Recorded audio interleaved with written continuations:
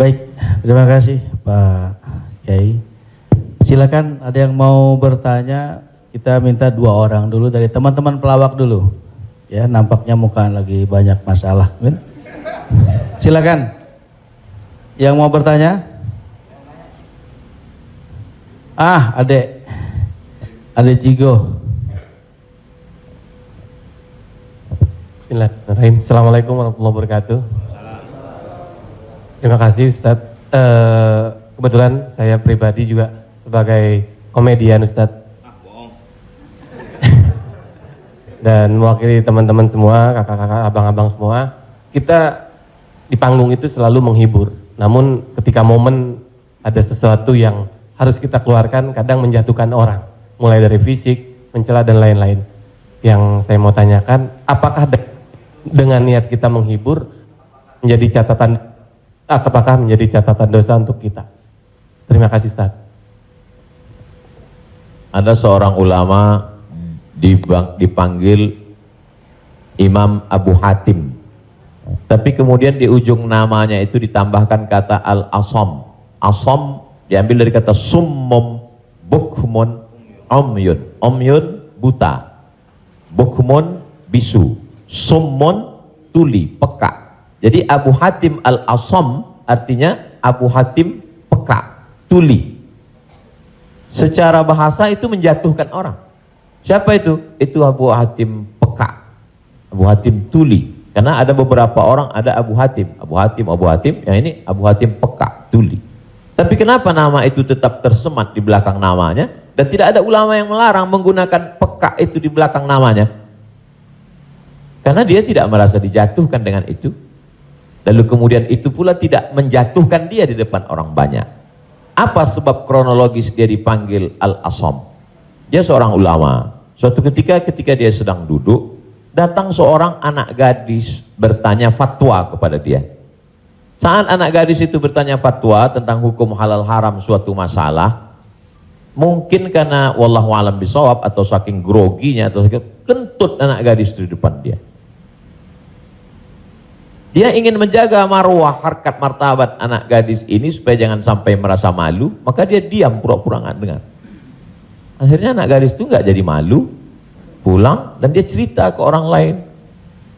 Aku tadi mengalami begini dan aku kentut di depan Imam Abu Hatim. Terus apa komen dia? Ternyata Abu Hatim itu peka. Dipanggil orang Abu Hatim Al-Asam, peka. Sampai akhirnya setelah anak gadis itu meninggal, Imam Abu Hatim Al-Asam panjang umurnya, meninggal anak gadis itu, barulah Abu Hatim mengatakan, aku sebetulnya nggak peka, hanya ingin menjaga kehormatan dirinya. Jadi kisah Abu Hatim Al-Asam dapat kita pahami 2 makna. Satu sisi ada saatnya kita menjaga kehormatan orang sampai mati dia. Tapi ada satu sisi kalimat yang nampaknya menjatuhkan sebenarnya tidak menjatuhkan selama kita masih saling paham, saling memahami, saling mengerti. Ada kata-kata yang mungkin kita gunakan tapi menjatuhkan dia. Padahal sepertinya pujian. Tapi ada kata-kata yang sepertinya. Jadi kalau sudah saling memahami, orang pun mengerti, maka dia tidak menjadi suatu celaan. Ya ayyuhalladzina amanu, hai orang beriman, ijtanibu katsiran minadh-dhann, jauhilah prasangka buruk, inna ba'dadh-dhanni itsmun, wala tajassasu, jangan mencari-cari kesalahan orang, wala yaghtab ba'dukum ba'dha, jangan ribah membicarakan aib orang lain, la talmizu bil alqab, janganlah kamu menggunakan gelaran-gelaran yang jelek. Bukankah tuli itu gelaran yang jelek? Iya. Tapi saat itu digunakannya bukan untuk menjatuhkan dan mereka saling memahami tentang hal itu. Wallahu a'lam bishawab. Baik Ustaz, satu pertanyaan seputar dunia entertain. Ketika orang memerankan misalnya, mohon maaf lahir batin, main film seks, selama film itu diputar terus, sementara orangnya udah hijrah, dan saat ini film itu diputar, itu jariahnya seperti apa tuh Ustaz? Nah, ini mohon maaf lahir batin Ustaz. Hah? Nonton sama bini gue berdua.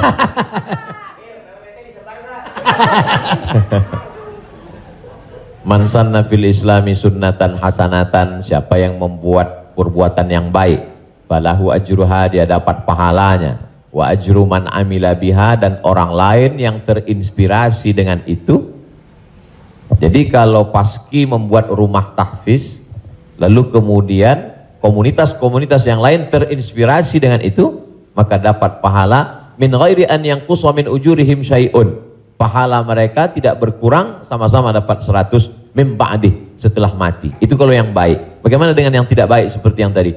Man sanna fil islami sunnatan sayyi'atan. Siapa yang membuat sesuatu yang tidak baik, falahu wizruha, dia dapat dosanya, wa wizru man amila biha, dan dosa orang lain yang melakukannya.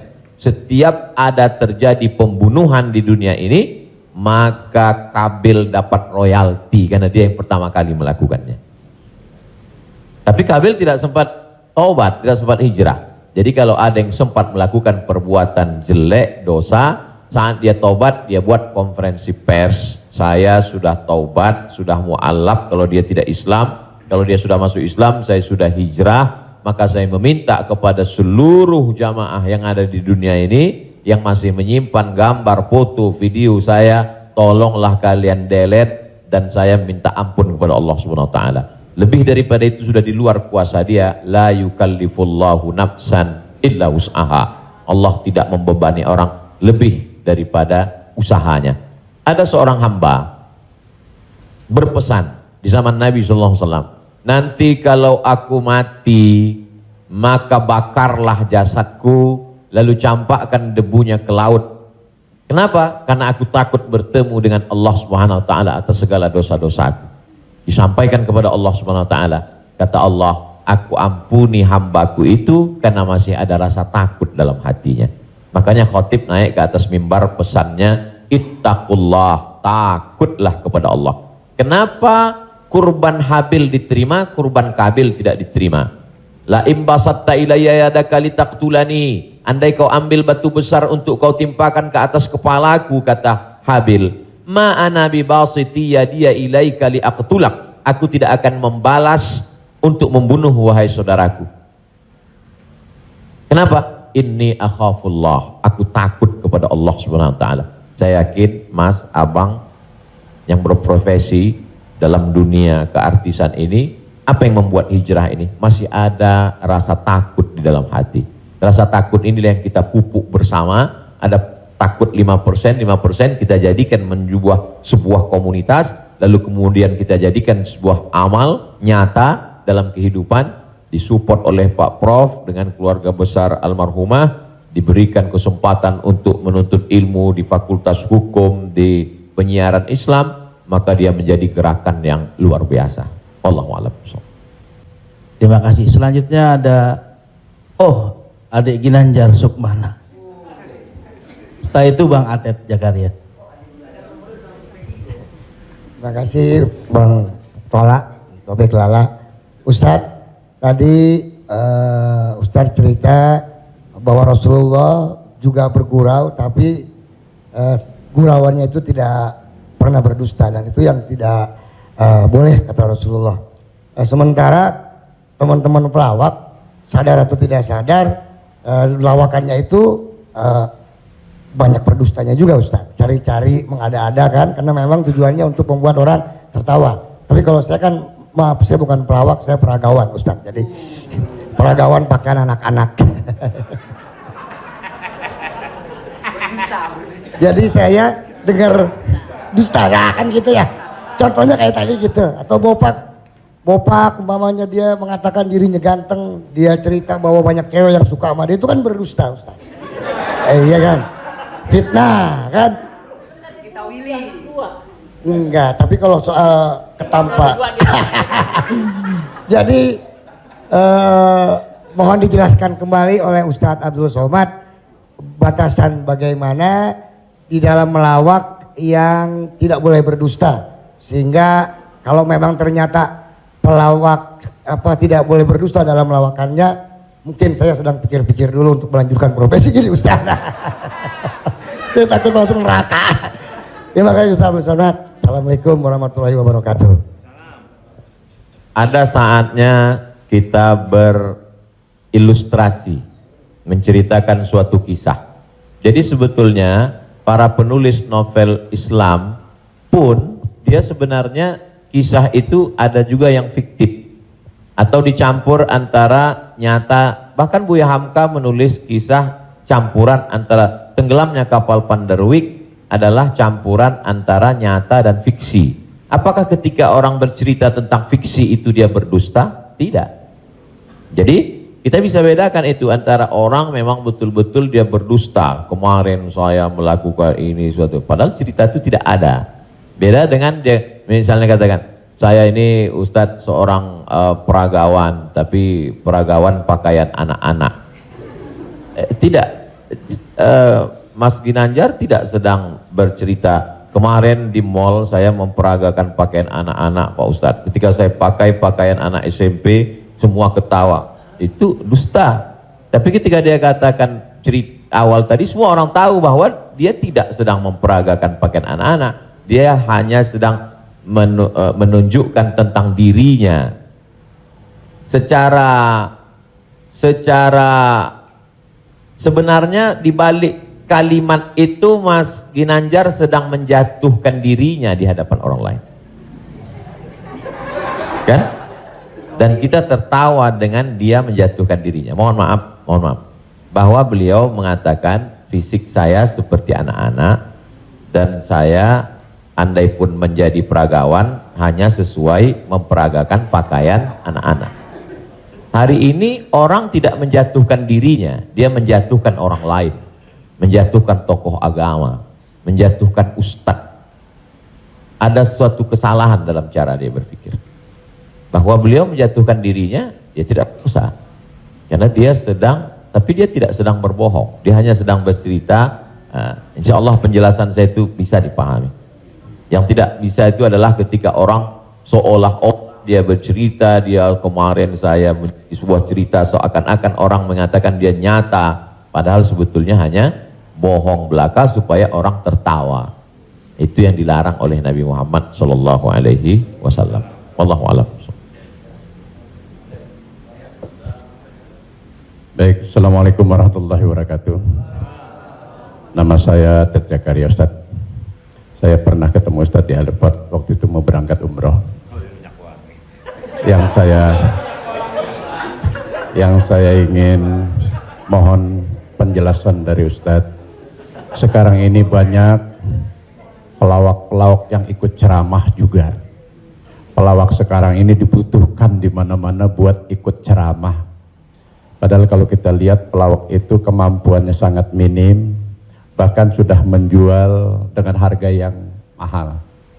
Mohon penjelasannya Pak Ustadz, di mana bolehkah seorang pelawak itu melucu atau melawak di dalam satu ceramah?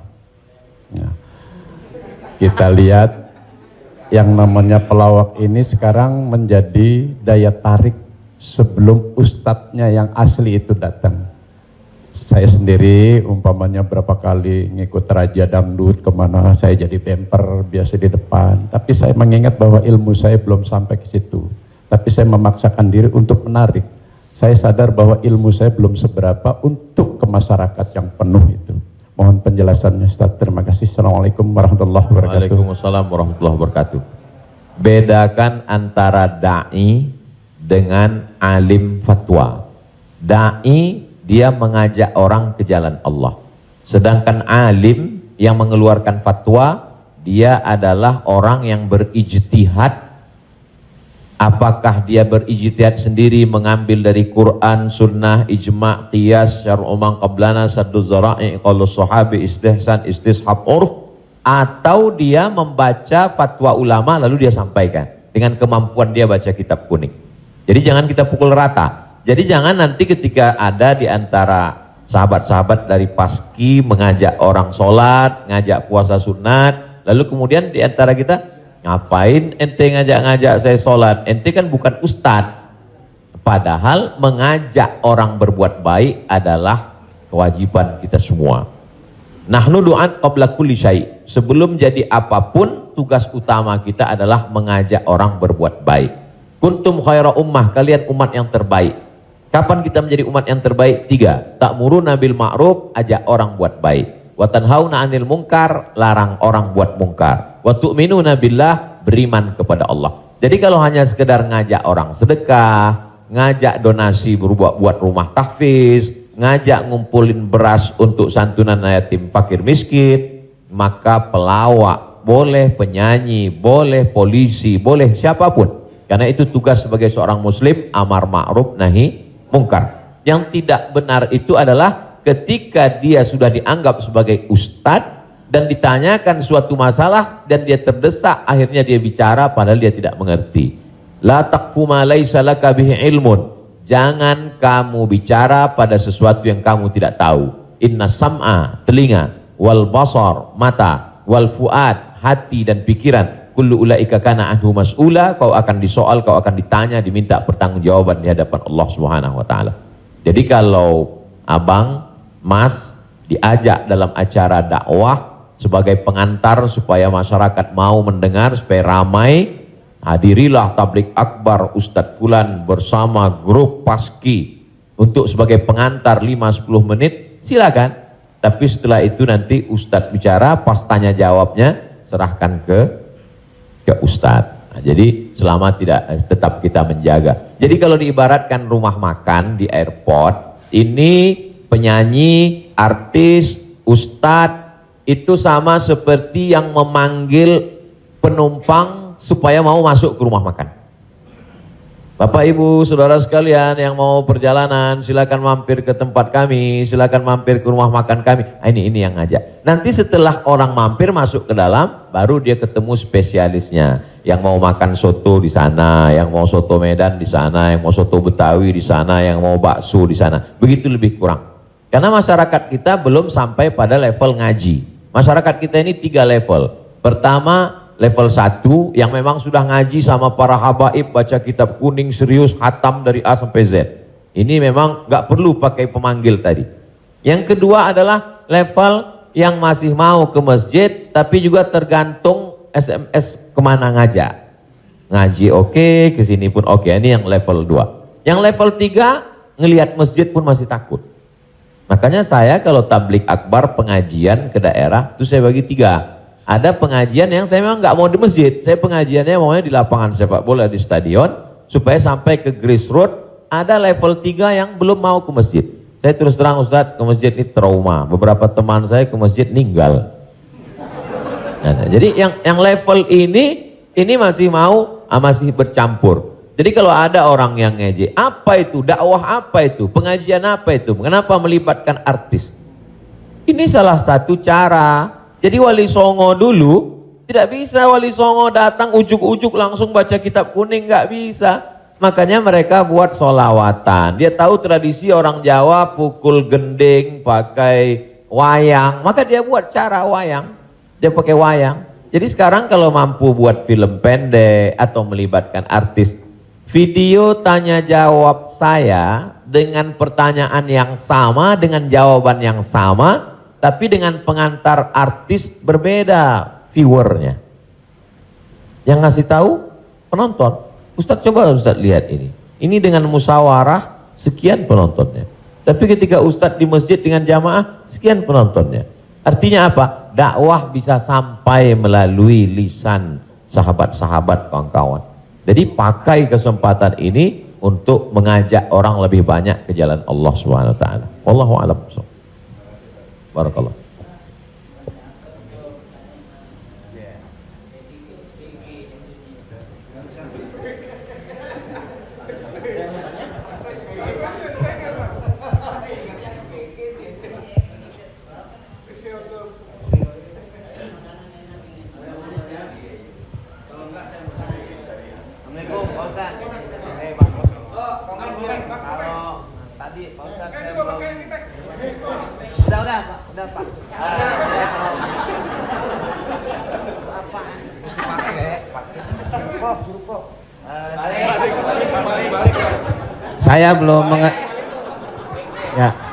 Saya belum paham yang tadi Pak Ustadz bilang apa wasaah apa wasi. Oh, lo jangan nyampur. Agama lo beda lo. Wasaah sambil bercanda apa tadi gitu. Pak Ustadz lupa ya, nanti saya jelasin lagi. Apa tadi? Wasaah kalau nggak salah. Nggak tahu, Wak Ujang adanya kali. Ya Pak Ustad. Ya itu. Wasilah. Bukan. Wasa'ah apa wasi'ah? Wassalam habis dong. Ya? Sa'ah wa sa'ah. Nah, itu Pak Ustad. Sa'ah. Jadi ketika itu ucapan hadis Nabi. Ada seorang sahabat, dia datang menemui Nabi. Kenapa ketika kami duduk bersamamu ya Rasulullah di dalam Masjid Nabawi, di majelis ilmu, kami merasa dekat dengan Allah. Kami merasa takut kepada Allah. Tapi ketika kami pulang ke rumah, ketemu dengan anak istri bersenda gurau, kok rasanya beda. Lalu apa kata Nabi? Sa'ah wa sa'ah. Hidup ini ada masanya serius, ada masanya bercanda, ada masanya begini. Lau kuntum kama kuntum la safahatkumul malaikah. Seandainya kamu seperti itu terus, seperti saat berada denganku di hadapanku di masjid, tidak berubah-berubah, turun malaikat bersalaman dengan kamu, kata Nabi SAW. Jadi sahabat itu pun mengalami seperti yang kita alami dan kekhawatiran seperti kekhawatiran kita. Ketika kita duduk dengan Habib, dengan Ustadz di masjid, dengan Kiai, dengan Tuan Guru, terasa begitu full iman. Tapi begitu pulang ke rumah, kok begitu ya? Rasa yang kita rasakan sekarang dirasakan juga sahabat Nabi dulu, dan mereka tanya, kata Nabi nggak salah. Karena hidup ini ada sa'ah wa sa'ah. Sa'ah artinya bahasa Indonesianya saat. Semua ada saatnya, semua ada masanya. Selama tidak kita katakan, kamu kok mabuk kemarin? Semua ada saatnya. Ada saatnya mabuk, ada saatnya. Allah. Terima kasih Pak Ustad.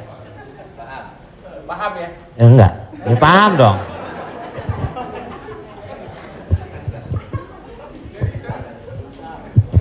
Mungkin dari sini ada.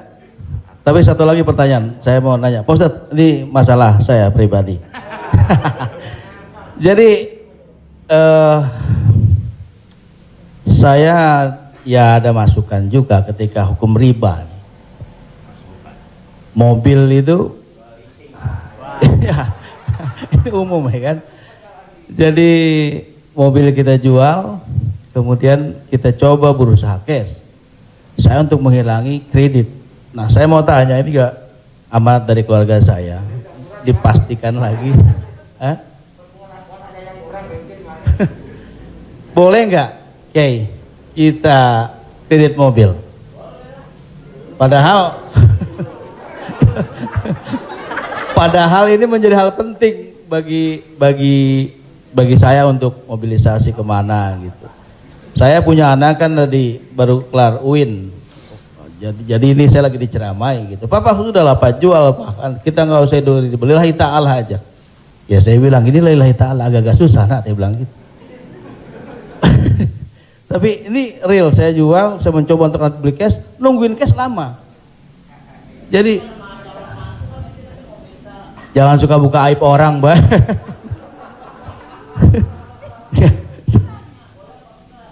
Ya, udah tadi ini dulu belum kelar. Jadi boleh nggak saya riba, Oke. Sorry, boleh nggak kredit mobil itu?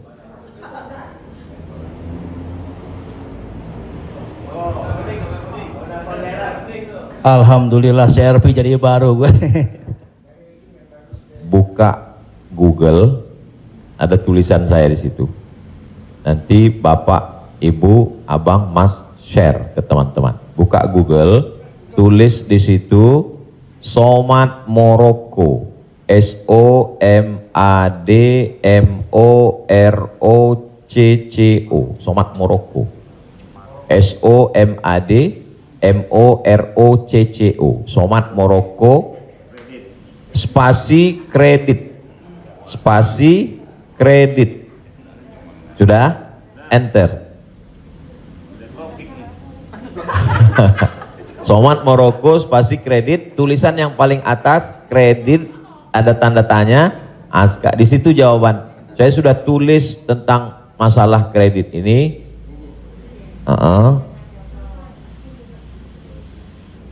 Di situ.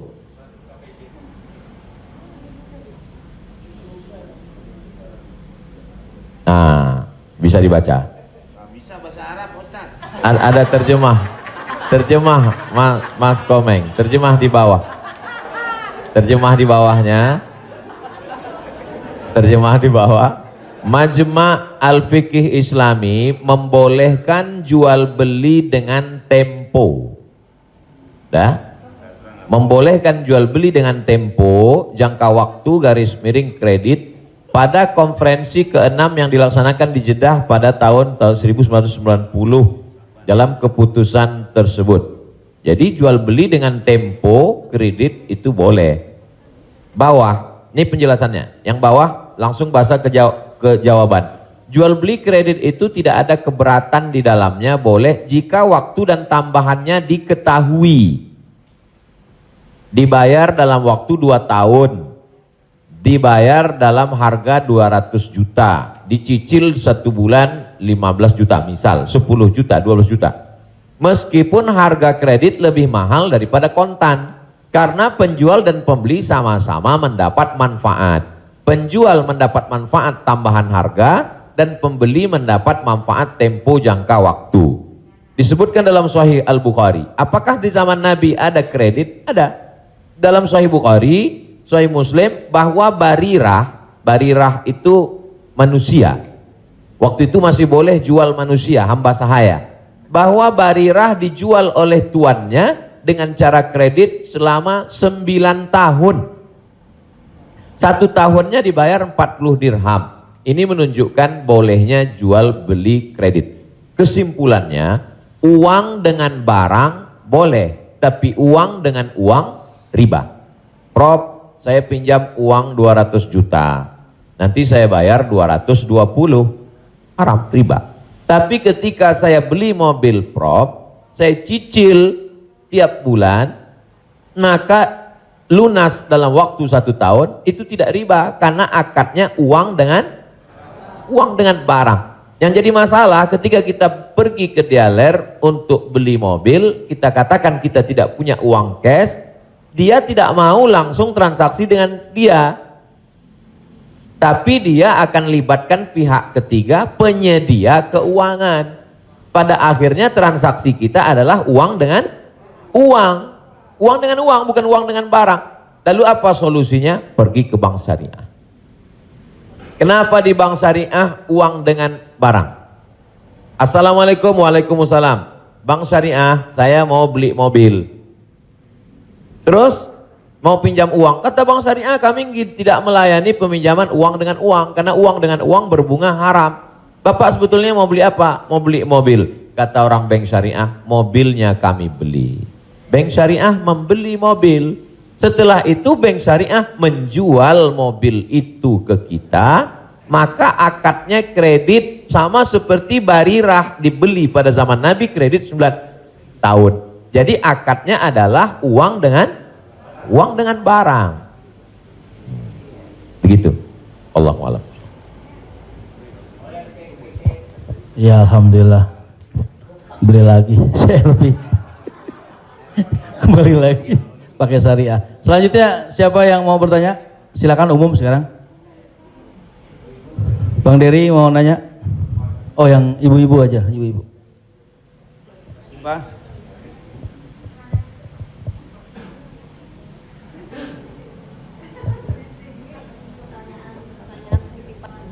Jadi Ustadz, mohon maaf Ustadz, tadi di garis bawahin lagi. Jadi artinya leasingnya yang nggak boleh ya Ustadz. Misalnya kita beli kepada dealer mobil, kita bercicil kepada yang punya dealernya boleh. Tapi kalau kita minta dari kayak sekarang banyak perusahaan-perusahaan leasing, itu yang tidak boleh. Maksudnya itu Ustadz.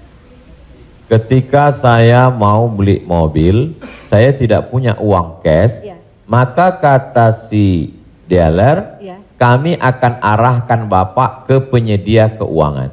Maka sebenarnya saat itu saya membeli mobil itu cash sebenarnya. Karena dealer tidak mau dia barang ini tidak cash. Jadi kemudian yang saya cicil setiap bulan itu adalah bukan mobilnya tapi uangnya. Maka saya terjebak pada rentenir, riba, bahasa kerennya leasing segala macam. Inilah yang menyebabkan haramnya karena transaksinya adalah uang dengan uang. Lalu solusinya mana Ustadz? bank syariah. Iya. Karena di bank syariah itu disitulah letak. Jadi orang yang tidak mengerti dia katakan sama aja bank syariah dengan konvensional, bedanya pegawainya pakai jilbab, masuknya assalamualaikum. Enggak. Perbedaan dalam jual beli dalam Islam itu adalah pada akadnya. Maka bank syariah membeli mobil itu milik bank syariah, maka saya membeli mobil itu secara cicil, akadnya adalah uang dengan barang. Oh, Wallahu a'lam. Satu lagi Ustaz, kalau beli emas secara online itu gimana Ustaz? Sebagian ulama mengatakan membeli emas secara online tidak langsung dan dicicil riba. Mengapa mereka mengatakan riba? Karena transaksi itu uang dengan uang. Oh, ini enggak uang dengan uang Ustadz. Ini Ustadz uang rupiah. Lalu kemudian yang jual ini kan emas. Di zaman Nabi enggak ada uang kertas. Di zaman Nabi hanya ada dua uang. Yang pertama dinar, uang emas. Yang kedua dirham, uang perak. Maka ketika saya beli emas tidak cash, maka sesungguhnya akadnya adalah uang dengan uang rupiah dengan uang emas. Itulah orang yang mengatakan nggak boleh beli emas kalau nggak cash, karena transaksinya uang dengan uang. Tapi pendapat kedua mengatakan boleh beli emas kredit tidak cash. Kenapa? Karena zaman sekarang emas sebagai komoditi, emas sebagai barang, emas bukan sebagai uang. Dan fatwa Majelis Ulama, fatwa Ormas Islam kontemporer mengatakan boleh beli emas tidak cash karena emas zaman sekarang bukan uang. Emas sekarang adalah barang. Jadi sama dengan kalau saya beli mobil boleh kredit, maka beli gelang juga boleh karena bukan uang dengan uang. Di situ letak sebab boleh tidak boleh. Wallahu a'lam.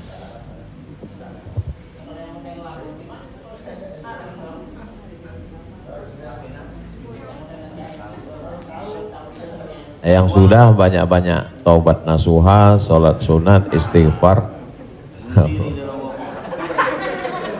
Kalau sedang dalam proses bisa dibom, ada aset yang bisa dijual untuk ngebom supaya selesai, jual lah. Tapi kalau ini aset pokok tidak boleh jual rumah karena rumah pokok, sama seperti makan. Ini kalau saya jual aset ini saya bom meledak semua Ustadz. Ini Hiroshima Nagasaki hancur semua, maka nggak boleh. Azam tekad dalam hati, saya mencari nafkah, saya lunasi sampai habis, nanti setelah ini saya tobat berhenti.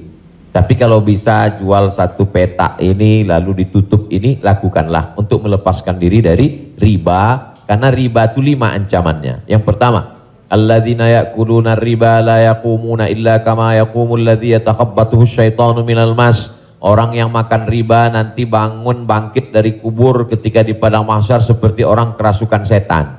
Yang kedua, ayyumalah min nabata min haramin fannaru aulabih. Setiap daging di badan tumbuh dari yang haram, maka tempatnya api neraka jahanam.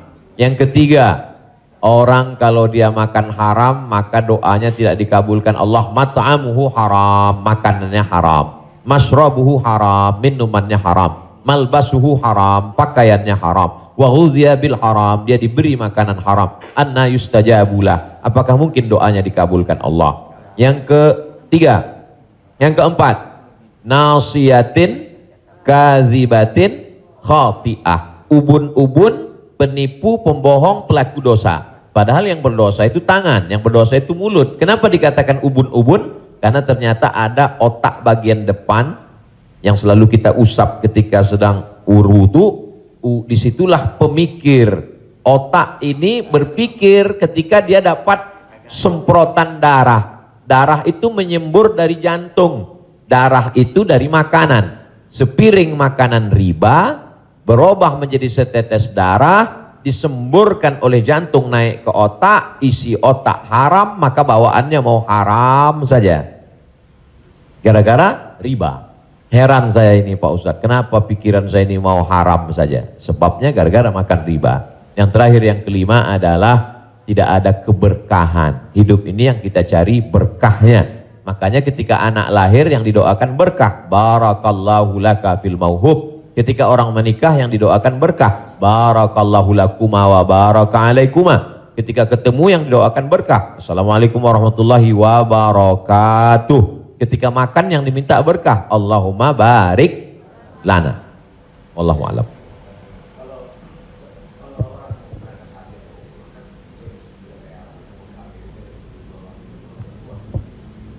Transaksi uang dengan uang boleh dengan syarat yadan biadin, langsung cash. Maka ketika sampai di Makkah, saya keluarkan uang rupiah, saya katakan saya mau beli rial, langsung cash, boleh. Begitu juga membeli dolar. Saya sampai ke Maroko, saya beli dirham, maka pemerintah Saudi Arabia tidak akan bisa mengizinkan buka money changer, uang, pertukaran uang ini kalau tidak ada fatwa dari ulama. Mereka amat sangat ketat. Jadi boleh tukar ini selama dia langsung dan cash di tempat itu, langsung jadi. Wallahu a'lam. Ustaz, Assalamualaikum.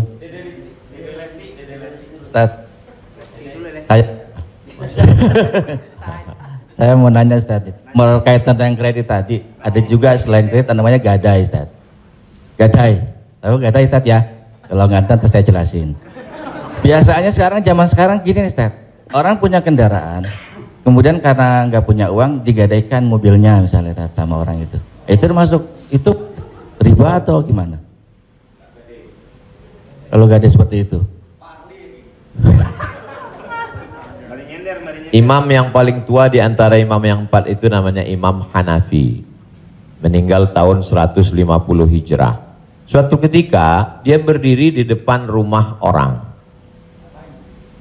Dia ada panas terik, dia berdiri di depan rumah orang. Padahal di depan rumah itu ada atapnya dan ada pohon kayu. Lalu orang bertanya kepada Imam Hanafi, Imam Hanafi, kenapa kamu tidak mau berlindung di bawah atap yang punya rumah itu? Dan kenapa kamu tidak mau berlindung di bawah pohon kayu? Kan lebih baik berlindung daripada kena panas. Apa kata dia? Saya meminjamkan uang pada orang ini dengan sistem gadai, maka saya tidak mau mengambil keuntungan dari dia. Ayyuma lahmin kullu qardin jarra naf'an fahuwa riba. Setiap gadai pinjaman kalau kita ambil manfaat maka itu berarti riba. Tidak mau bernaung di bawah atap rumahnya karena itu dianggap sebagai manfaat. Jadi manfaat tidak hanya sebagai uang tapi juga manfaat sampai sekecil itu dia menjaga dirinya. Jadi gadai dalam Islam hukumnya boleh, tapi jangan ambil manfaat dari gadai. Yang terjadi sekarang adalah orang mengambil manfaat dari gadai. Saya punya uang, lalu kemudian ada orang mau pinjam uang, saya tidak percaya dengan dia. Ustadz pinjam uang 100 juta, saya nggak percaya. Kalau Ustadz nggak percaya, nih sawah saya 1 hektar. Ketika dia kasih sawahnya ke saya, maka sawah itu cukup sebagai jaminan. Tapi yang dilakukan orang sekarang adalah sawah itu dia tanam padi, dia ambil hasilnya. Hasilnya itu riba. Maka sekarang orang kaya makin kaya, yang miskin makin miskin. Bagaimana dia mau bisa menebus uangnya, orang sawah dia dipakai terus dan uangnya diambil. Maka yang punya uang makin kaya, yang minjam makin miskin. Padahal dalam Islam mestinya cukup suratnya saja dipegang. Kamu kalau mau garap sawah ini garaplah, nanti bayar hutangmu. Itu akhlak dalam Islam. Akhlak itulah yang dihilangkan oleh riba. Riba ini sangat kejam. Allahu a'lam.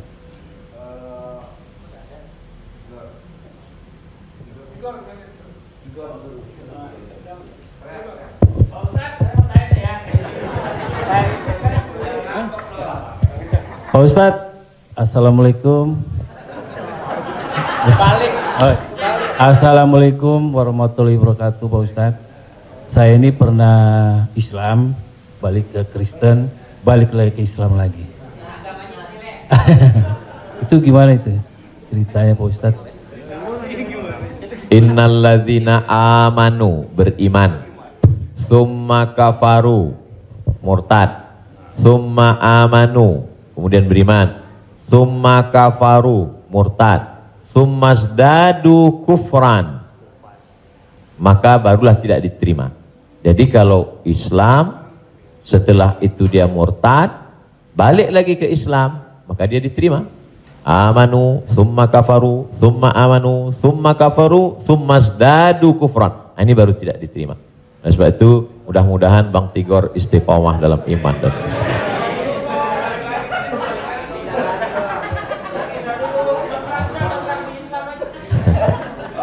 Agama lu kayak angkos bolak-balik.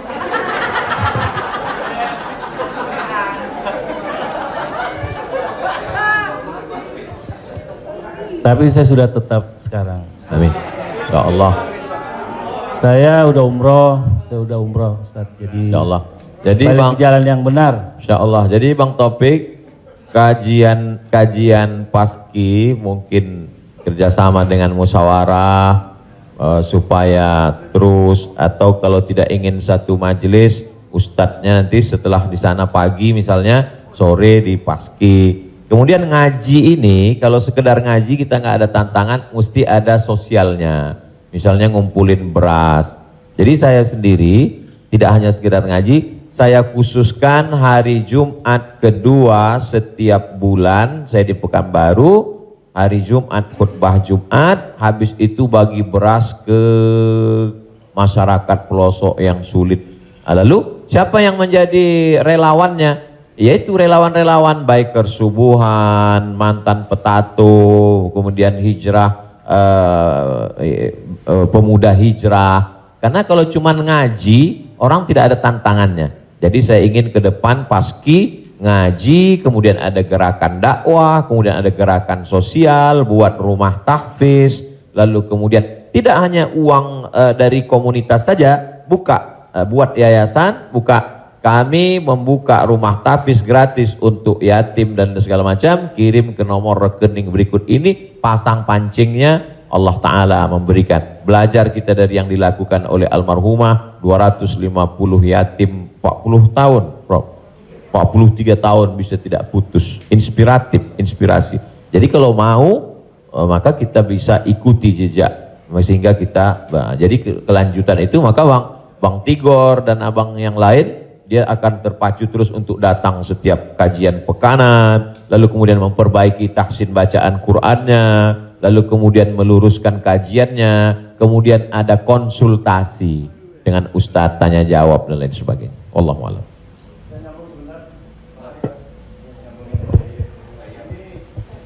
Apakah ada warisan? Karena kalau kita dengar dalam satu, kalau kita melayat, sering orang bilang kalau almarhum atau almarhumah punya utang piutang berhubungan dengan keluarga, sedangkan kita nggak tahu bahwa itu adalah riba, apakah termasuk warisan itu dosanya? Terima kasih. Tidak boleh harta warisan dibagi sebelum dilakukan dua hal. Yang pertama, mim ba'di wasiyatin, keluarkan wasiat. Wasiat hanya sepertiga total harta. Jadi kalau dalam surat wasiatnya, aku wasiatkan ruko ini untuk sekolah tahfiz. Total harga ruko 1 miliar. Sedangkan harta dia cuma 2 miliar. Maka yang jatuh menjadi wasiat hanya 666 juta. Sedangkan sisanya dibagi kepada ahli waris. Pertama, keluarkan wasiat, sepertiga paling banyak. Setelah keluar wasiat, mim ba'di wasiyatin yusabiha au dain. Dain, bayarkan hutangnya. Jadi kalau ada orang meninggal, hutangnya dibayarkan dari harta warisan. Jadi kalau harta warisan habis, apakah anak wajib membayarkan hutang bapaknya? Tidak. Anak hanya wajib membayarkan hutang almarhum dari harta yang dia tinggalkan. Adapun kalau si anak mau berbakti kepada orang tuanya, dia bayarkan, baik, tapi dia tidak punya kewajiban, dia bayarkan dari harta dirinya sendiri. Jadi makanya kadang kita baca, jangan beli ruko ini bermasalah. Di mana letak masalahnya? Karena ruko itu dibagi sebelum hutang dibayar. Muncul masalah. Sebetulnya ruko itu bukan milik anak-anaknya, tapi milik piutang. milik orang yang dulu pernah dipinjam uangnya. 2 keluarkan, baru bagi harta warisan. Allahu a'lam.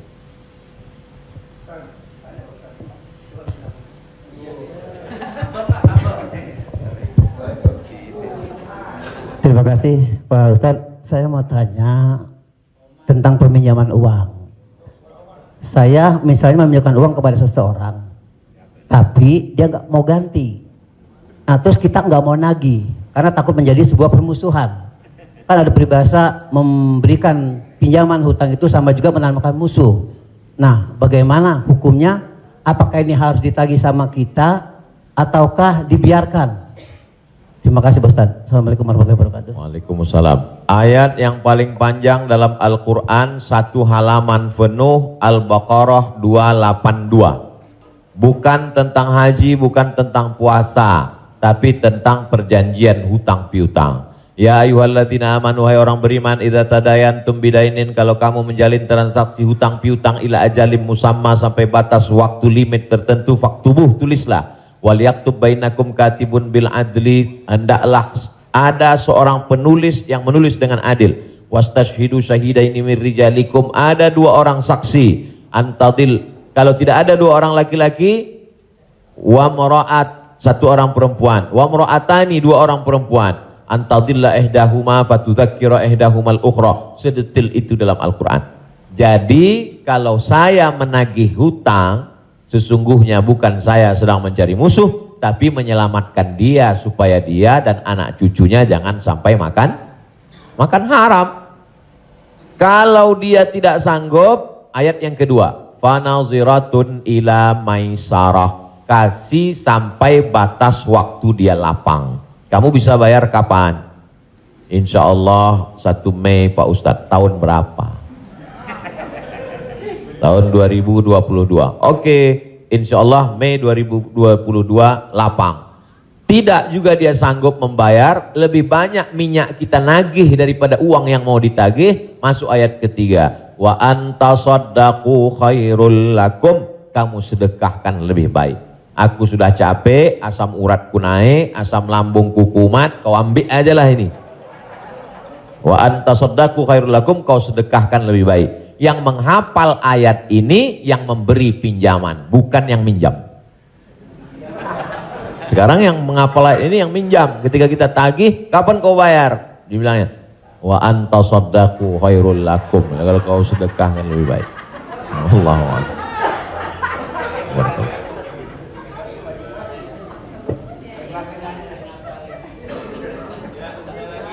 Ada yang nanya lagi? Ada yang nanya lagi ya? Di luar utang piutang. Saya mau tanya ini Pak Ustadz, kan kalau ada teman yang ulang tahun, kita suka bilang selamat ulang tahun, kita doakan semoga panjang umur. Sementara yang namanya ajal tidak bisa meleset 1 detik, tidak boleh kurang dari 1 detik, tidak boleh lebih dari 1 detik. Lalu bagaimana kita percuma kita berdoa seperti itu dong Ustadz? Iya kan? Ya itu, enggak ya? Terima kasih Ustaz. Man ahabba ayyubsatalahu fi rizqihi, siapa yang mau dilapangkan rezekinya, wa yunsa'alahu fi atharihi, mau dipanjangkan umurnya, falyasil rahimahu, hendaklah dia menyambung tali silaturahim.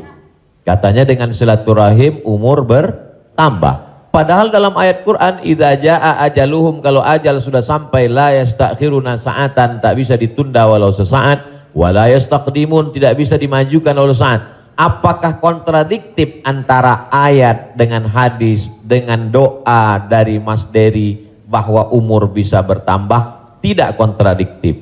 Lalu yang kontradiktif itu apa? Pemahaman kita. Dijawab oleh Syekh Muhammad Mutawalli Asy'arawi, ulama besar dari Al-Azhar Kairo Mesir. Nama kitabnya Fatawa Al-Kubra, fatwa-fatwa besar, bahwa umur tidak ditambah, tapi doa panjang umur dan bersilaturahim panjang umur itu maksudnya kualitas umurnya bertambah. Ada orang yang umurnya 40 tahun tapi hafal Quran, berzikir, diisi dengan wakaf, infak, sedekah. Ada 40 rumah warung jatuh mati.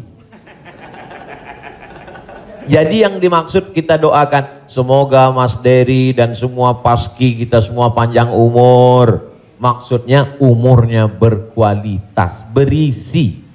Itu. Wallahu a'lam. Boleh? Ya. Gimana? Nah.